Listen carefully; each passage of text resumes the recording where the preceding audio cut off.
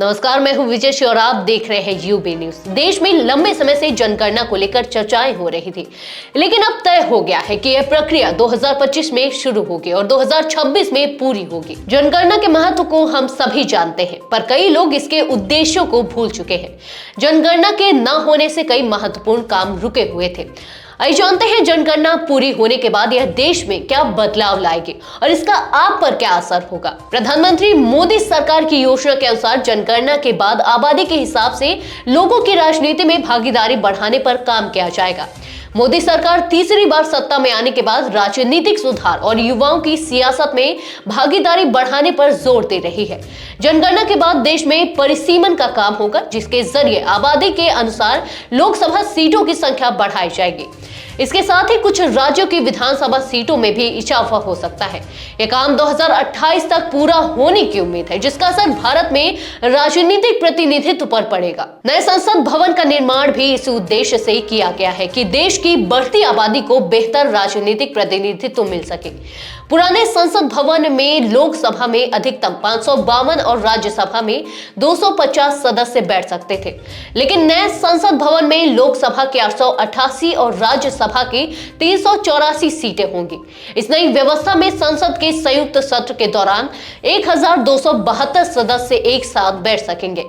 इस बदलाव से प्रतिनिधियों की संख्या दोगुनी हो जाएगी, जिससे जनता को अपनी आवाज बेहतर तरीके से पहुंचाने का मौका मिलेगा। इसके अलावा सांसद निधि भी अधिक इशू होगी, जिससे विकास कार्य तेजी से होंगे। महिला आरक्षण बिल भी पास हो चुका है, जिसके बाद जनगणना के आधार पर संसद और विधानसभाओं में महिलाओं को उचित प्रतिनिधित्व मिलेगा। नारी शक्ति वंदन अधिनियम के तहत संविधान में 106वां संशोधन करते हुए लोकसभा, राज्य विधानसभाओं और दिल्ली विधानसभा में महिलाओं के लिए 33% सीटें आरक्षित की गई हैं। इस आरक्षण का फायदा अगले परिसीमन के बाद ही मिलेगा, जो जनगणना के बाद ही संभव है। यह आरक्षण 3 चुनावों के लिए यानी 15 साल तक लागू रहेगा। सरकार की ओर से जनगणना के लिए दी गई समय सीमा ने विपक्षी दलों के बीच भी चर्चा को बढ़ा दिया है। विपक्षी दल इस बात पर चिंता जता रहे हैं कि क्या जनगणना में सभी जातियों की विस्तृत गणना की जाएगी और क्या इसका प्रभाव लोकसभा में राज्यों के प्रतिनिधियों की संख्या पर पड़ेगा। कांग्रेस ने सरकार से जनगणना पर सर्वदलीय बैठक बुलाने की मांग की है, ताकि इस पर पारदर्शिता से चर्चा हो सके। वहीं नागरिक संगठनों ने भी इस प्रक्रिया में पारदर्शिता और समावेशिता पर जोर दिया है। उनका मानना है कि जनगणना के दौरान हर समुदाय की आवाज को सुना जाना चाहिए, ताकि विविधतापूर्ण आबादी को सही तरीके से दर्शाया जा सके।